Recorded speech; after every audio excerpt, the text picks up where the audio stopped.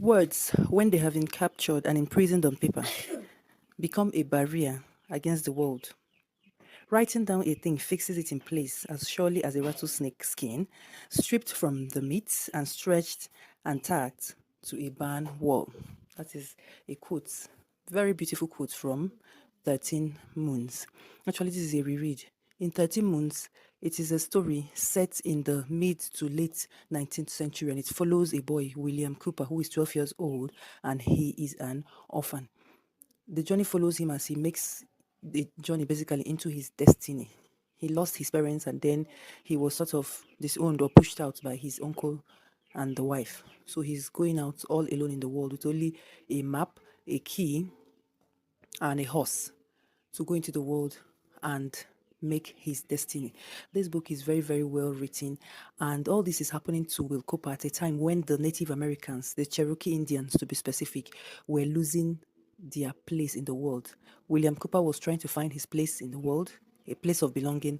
The Indians, the Native Indians of America, were losing their place of belonging to the wild, to the white colonialists. So these two tales are taking place side by side, and in the end, the two tales end up intertwining.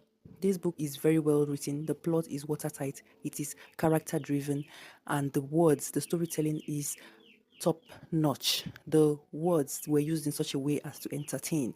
So there was no dull moment when reading this book. And of course, there are other characters like Bear, who is a native Indian that ended up adopting him, that is William Cooper, into his family and also into his Indian nation. And one thing I also love about this book is that William Cooper is a writer and he loves to read, hence the quotes that I read at the beginning.